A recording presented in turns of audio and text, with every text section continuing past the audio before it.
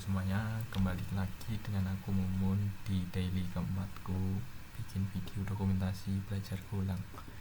Oke, jadi kali ini aku belajar tentang tipe data kompleks serta decision making. Nah, yang pertama apa itu tipe data kompleks? Biasanya tuh digunakan untuk pemrosesan sinyal, perhitungan medan elektromagnetik, perhitungan simulasi fisika, serta aljabar kompleks. Dimana itu gak seperti kayak penjumlahan pada umumnya sih. Nah, tipe data kompleks itu menggunakan tipe data root yang dibungkus di golang. Ada dua jenis tipe data kompleks, yang pertama 64 sama 128. Rumus tipe data kompleks yang ada di dalamnya itu kompleks sama dengan A bilangan imajiner, B bagian dari imajiner, dan I pangkat 2 sama dengan negatif 1. Di dalam tipe data kompleks juga ada fungsi bawaannya dari golang. Yang utama itu kompleks, di dalamnya manggil dua parameter, real sama imaginer. Dan real sama image itu juga bisa dipanggil fungsinya di dalam parameternya juga bisa diisi. Oke, di sini aku bikin code untuk mencoba teori tersebut. Nah, yang pertama itu aku bikin code konsep dari kompleks 64. Nah, di dalam variabel kompleks pertama itu tipe datanya kompleks 64 yang isinya 1 tambah 2 imajiner. Kalau aku run di golang, itu hasilnya akan muncul seperti ini, sama kayak kompleks 64 128 juga akan muncul seperti ini. Nah, fungsi bawaan kompleks tadi itu ini bisa dipanggil yang ada parameternya real sama imaginer. Nah, dengan hasil bilangan kompleksnya 2 tambah 3i. Terus selanjutnya nilai real dari C itu 2, nilai image dari C itu 3. Ini selanjutnya hasil dari penjumlahan kompleks juga bisa seperti operasi matematika biasa. Yang pertama itu nilai kompleks pertama dan kompleks kedua itu 1 sama 2, 1 tambah 5 itu 6, 2 tambah 2 4, jadi 6 plus 4i. Ini teman-teman. Nah, seperti operasi matematika biasa. Oke, itu untuk tipe data kompleks. Selanjutnya ada decision making. Apa sih decision making itu alur kontrol untuk pengambilan keputusan berdasarkan logika pemrograman. Beberapa struktur kontrol di golang itu ada if statement, kedua if else statement, if else dan else if, switch statement, serta short variable declaration. Untuk penulisannya itu ada beberapa yang beda.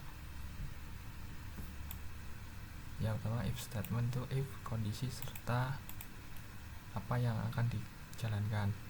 Terus if kondisi, else kondisinya apa, terus kalau tidak memenuhi kondisi itu apa yang akan dijalankan.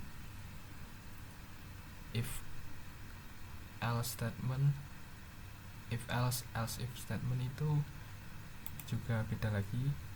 If kondisinya apa, yang akan dijalankan apa, terus jika tidak memenuhi kriteria yang pertama itu akan menjalankan kriteria yang kedua. Kondisinya apa, jalankan apa, tidak memenuhi kriteria kedua di atas, maka jalankan yang tidak ada kondisi di atas. Selanjutnya switch statement.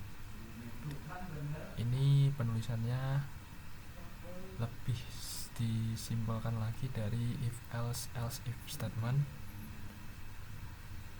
yang dimana switch ekspresi case-nya apa, terus default dari ekspresinya itu apa. Oke. Maaf ini kok merah ya, bentar guys. Oke, udah. Lanjut untuk kode dari decision making. Aku variabelin umur dengan nilai 20. Jika kondisi dari umur lebih besar sama dengan 18 itu akan print hai kamu sudah dewasa bro. Coba aku jalanin.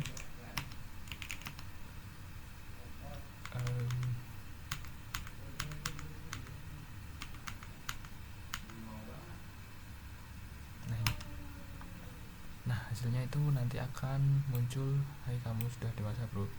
Jika kondisi tidak terpenuhi, coba 10, maka akan tidak muncul apapun. Nah ini kode yang di bawahnya lagi. Nah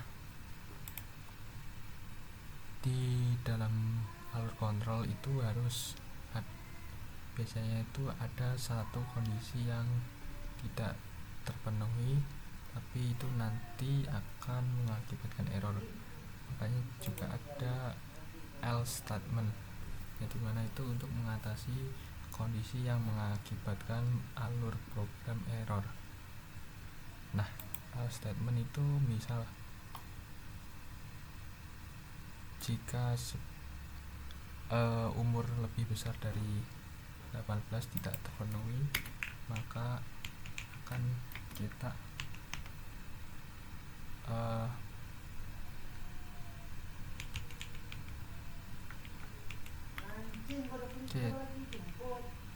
cetak kerja apa yang ada di programnya tersebut. Misal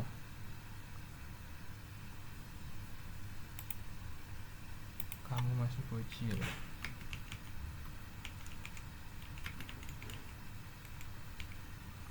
Nah dari kondisi umur lebih besar dari 18 itu jika tidak terpenuhi maka akan mencetak bagian kamu masih bocil. Nah ini teman-teman. Lanjut, kalau else if statement itu misal 80 kondisinya terpenuhi atau tidak, ternyata tidak.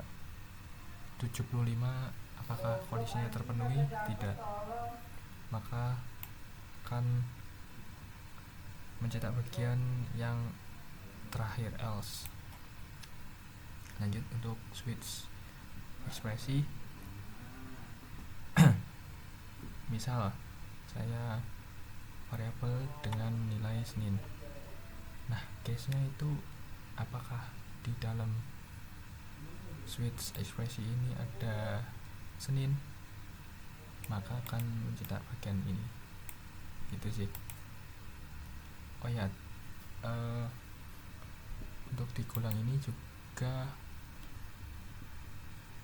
dari nilai karakter huruf besar gini sama kecil juga beda. Misalnya ini Senin dan ini Senin, sama-sama Senin, tapi nanti tidak akan bisa mencetak di FNT bisa masuk ya. Nah, dia akan mencetak nilai dari defaultnya. Selanjutnya yang terakhir itu short variable declaration. Ini menyimpelkan penulisan dari variabel yang ada di logika pemrograman. Di variabel ini hanya bisa dipakai untuk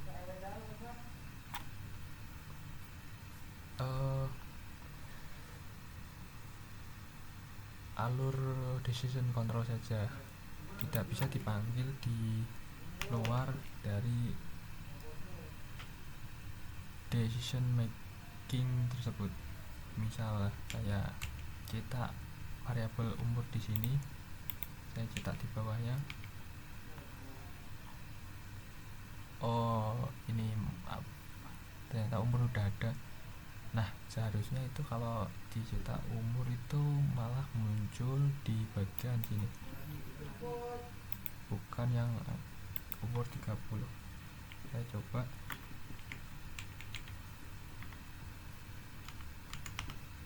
Umur.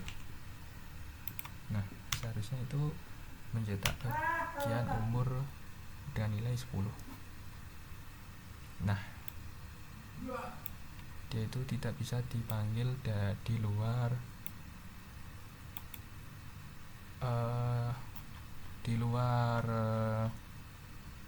variable declaration ya. Oke, sekian dari dokumentasiku hari ini di daily keempat. Semoga konsisten. Oke, sekian, terima kasih. Aku tutup, bye bye.